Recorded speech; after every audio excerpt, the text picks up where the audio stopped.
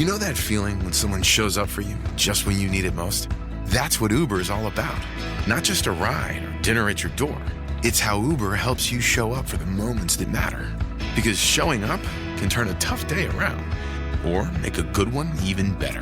Whatever it is, big or small, Uber is on the way. So you can be on yours. Uber, on our way.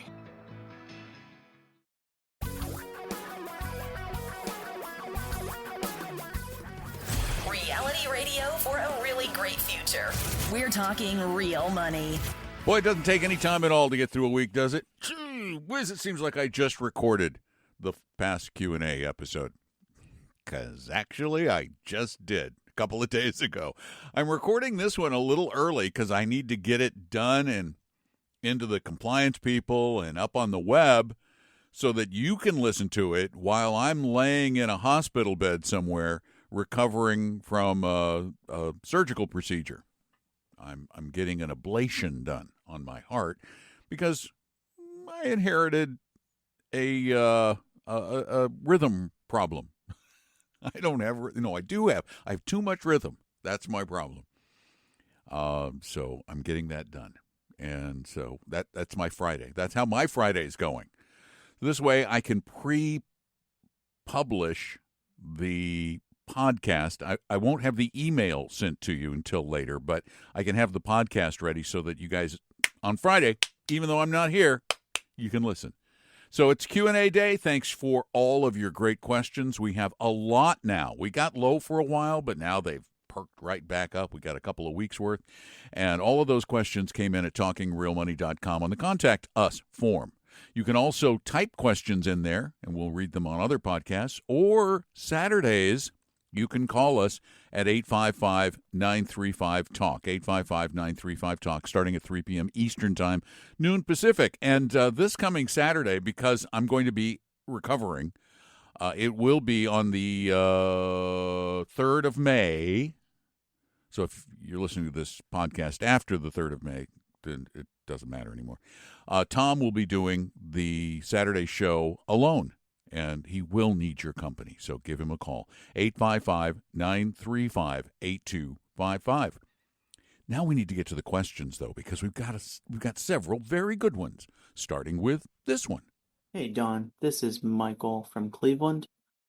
I have a question for you. I've been a Fidelity member for a little while now, and one of the things that I wanted to do with Fidelity was I set up a HSA there, and along with that we have the Fidelity 2% cash back card, so all of our spending, the 2% gets to go into that, and I have that in a brokerage account there, shared with my wife.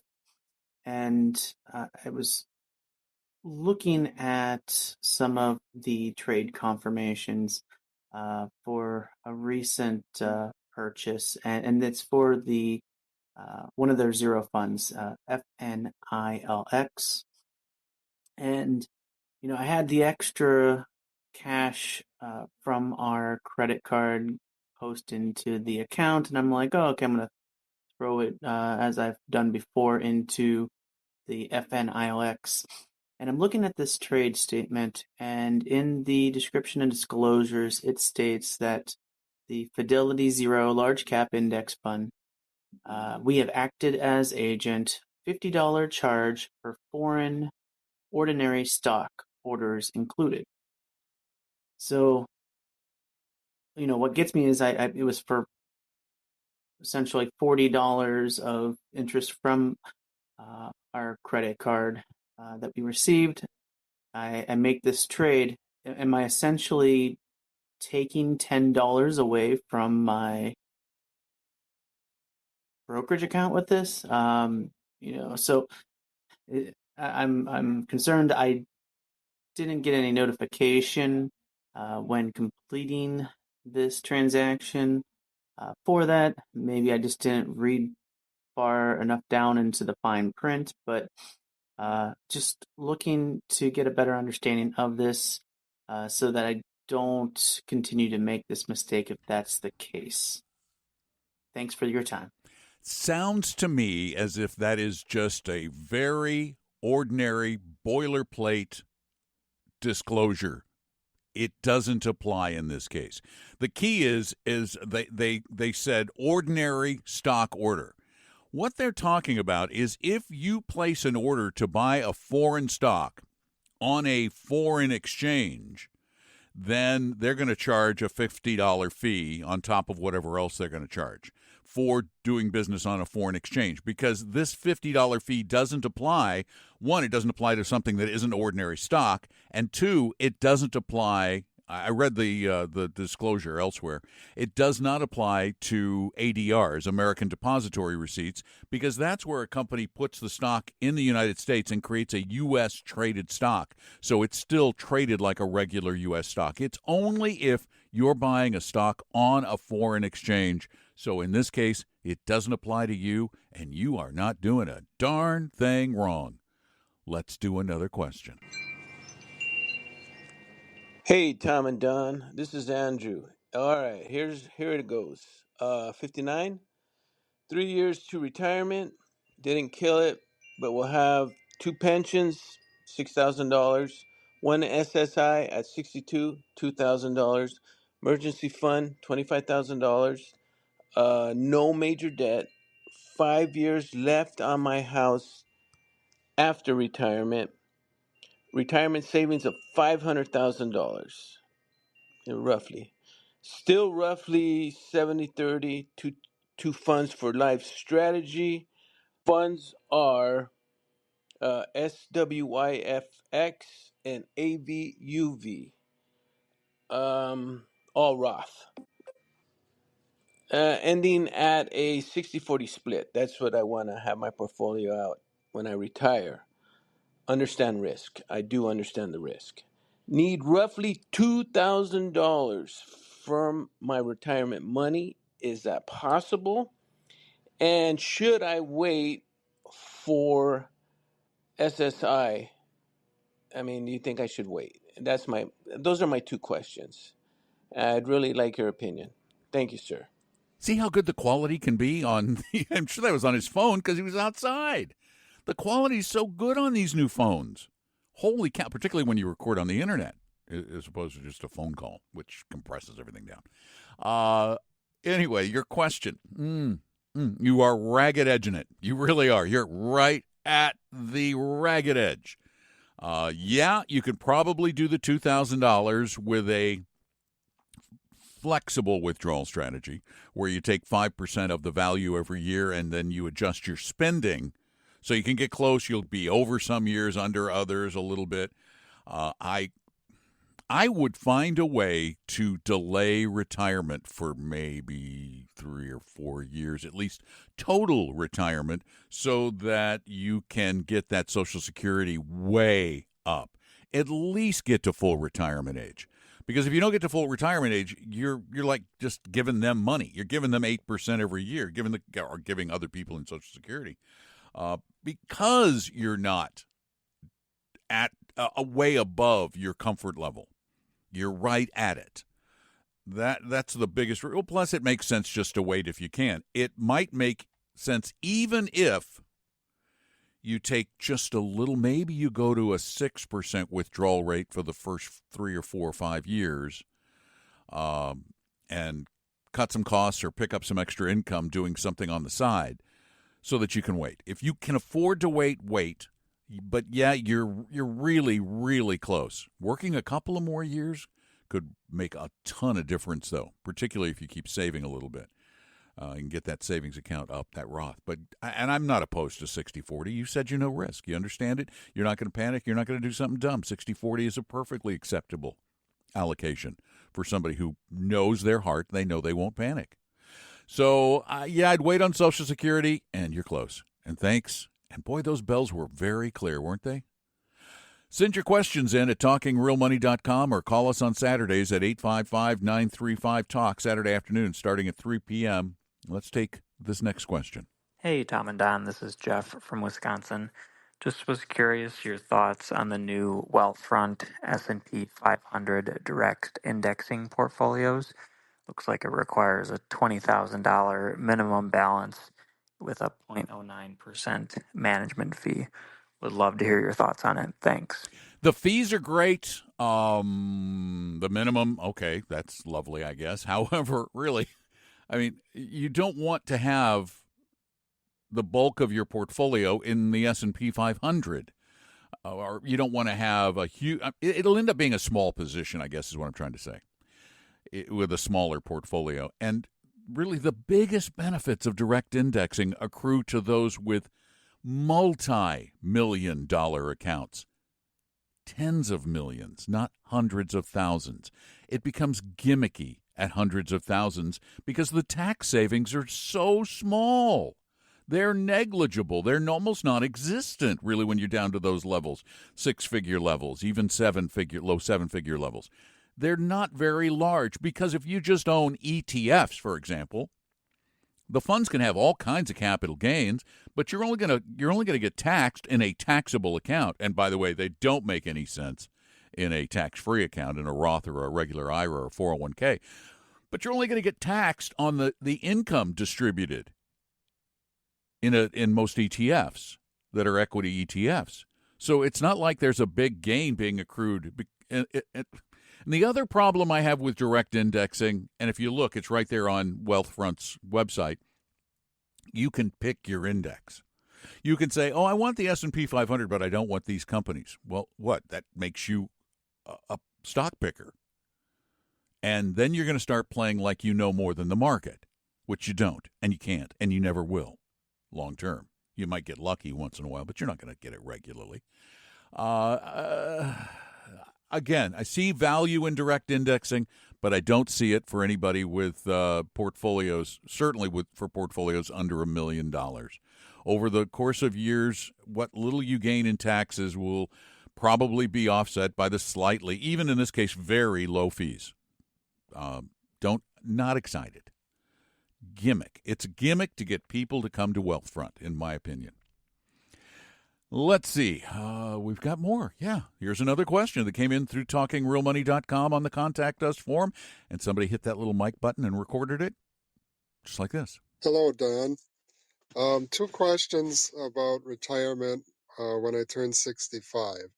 First would be a pension that I have at work that would pay me a few dollars short of $1,000 a month. If I annuitize it, and the cash value would be roughly 140, 150,000 if I cash it out. What do you guys recommend, or what percent do you recommend taking versus cashing out a pension? And second, for 401k funds at work, in my case, I have Fidelity. Do you recommend keeping the funds in there or moving them to a separate account? Thanks. Fidelity's a great custodian. I don't see any issue with keeping your account at Fidelity. Unless you have another IRA elsewhere other than that account, then you might want to combine them just for ease of operation. As for the other question, this question is asked a lot. And if I'm being honest, which I try to be all the time, it's a question that's almost impossible to answer. Because there's so much that goes into knowing the scenario required to arrive at a reasonable answer. $140,000 is going to generate,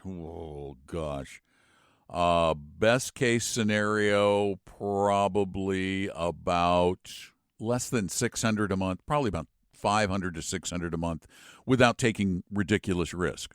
So it's less every month, but the principal belongs to you. It's really going to come down to what your needs are when you retire. If you need that higher income and you're not comfortable taking a little bit of risk with the portfolio to get to that $550, $600 a month figure that you might get, then you go with the annuity option because there's some certainty to it, and it's a pretty good payout. That's a pretty substantial payout.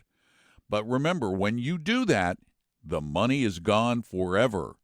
And you got to make sure that something is in place if there's somebody else who relies on some of that money or whatever the situation is. Again, there's just so much to the situation, which is why it's so important to get personalized help, particularly when you're approaching retirement. Particularly, and in a case like this, your portfolio is too small for a firm like ours to manage. But that's okay. That's why we don't want everybody, or we don't want anybody to be without at least some sort of help, which is why we offer everybody help for free. We won't manage your portfolio for free, okay? But we will help you. So go to talkingrealmoney.com and click on Meet an Advisor and at least get some idea about what your needs might be. It's not going to be a long-term plan, but it can help you. Thanks for the question, and I think we're on to the last one of the episode. Hi, Tom and Don. This is Debbie in Texas. Quick question. I want to add international to my portfolio. I'm considering IXUS and VEU. Which do you prefer or recommend? Thank you. Again, listen to the birds. The quality's so good. This is why I love taking questions this way. They're better than even on the telephone. My goodness, one of these days we're going to figure out a way to do this live, too, for the Saturday show. Take them this way rather than over the phone lines. Much better quality. All right, anyway, to the question. Given the choice between those two funds, just those two funds, the VEU, which is the Vanguard FTSE, FTSE All World IXUS Index, or the iShares product, which is, what's the name of it again? Hold on. iShares Core MSCI Total Stock Index, Total International Stock Index. The differences are so small. They're tiny. I mean, get this. Difference between expense ratios. The iShares, 0.07. The Vanguard, the VEU, 0.04. So Vanguard wins slightly, but we're now to the point where we are literally talking a difference of pennies. Portfolios. FTSE versus MSCI. They have different ways of categorizing countries. One of them, I think it's, MSCI, South Korea is still considered an emerging market, while in FTSE, it's a full-fledged developed market, which it really is. But FTSE has more countries in it than MSCI, although the MSCI portfolio has far more stocks in it.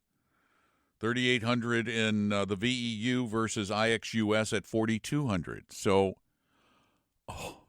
the differences are just almost non-existent. I guess if you're with Vanguard and Vanguard's cheaper, then Vanguard wins, but they win by a nanometer, which is way less than the thickness of a strand of hair. Yeah, it's so small. But thanks for the question anyway. Thank you all for the great questions, and thank you all for listening, because I really do appreciate the listening. I mean, the question and answer episodes are among our most popular, and that really warms my heart. You like listening to these. And I love that you asked the question. So remember, you go to talkingrealmoney.com, click on the Contact Us form, record your question using your phone or computer mic, or type it in, or on Saturday afternoons, starting at 3 p.m. Eastern Time, noon Pacific, call 855-935-8255. As a matter of fact, we do a show every Saturday that you don't have to be in Seattle to listen to it. You can listen to it online. Just look for Talking Real Money on Northwest News Radio. Easy. All right? Thanks for being there. Tell your friends.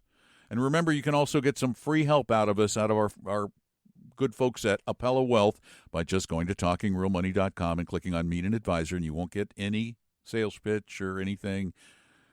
We just help. I mean, if you want us to work for you, we will, because that's what we do for a living, but we're not going to make you or pressure you. Thanks. Take care. And I'm Don McDonald. I'll just be hanging out talking real money. The opinions and views expressed on this podcast were current on the date recorded. Opinions, estimates, forecasts, and statements of financial market trends that are based on current market conditions constitute our judgment and are subject to change without notice, including any forward-looking estimates or statements which are based on certain expectations and assumptions.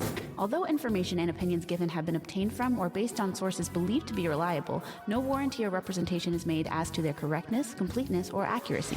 Information presented on the podcast is not personalized investment advice from Appella Wealth. The views and strategies described may not be suitable for everyone. This podcast does not identify all the risks, direct or indirect, or other considerations which might be material to you when entering any financial transaction. Past performance does not guarantee future results, and profitable results cannot be guaranteed. We hope you realize that the information provided on Talking Real Money is for informational, educational, and hopefully enjoyable purposes only. The podcast is not trying to get you to buy or sell any financial products or securities. Instead, the program is provided as a public service by Appella Wealth, a fee-only registered investment advisor. Please see Appella Wealth's ADV Part 2A on our website for information regarding Appella's fees and services. Appella Capital, LLC, DBA Appella Wealth, is an investment advisory firm registered with the Securities and Exchange Commission. The firm only transacts business in the states where it is properly registered or excluded or exempt from registration requirements. Registration with the SEC or any state securities authority does not imply a certain level of skill or training. Appella does not provide tax or legal advice, and nothing either stated or implied here should be inferred as providing such advice. Thanks for listening, and please visit TalkingRealMoney.com for more information and important disclosure related to performance of any specific index or fund quoted in this podcast. Is anybody still listening?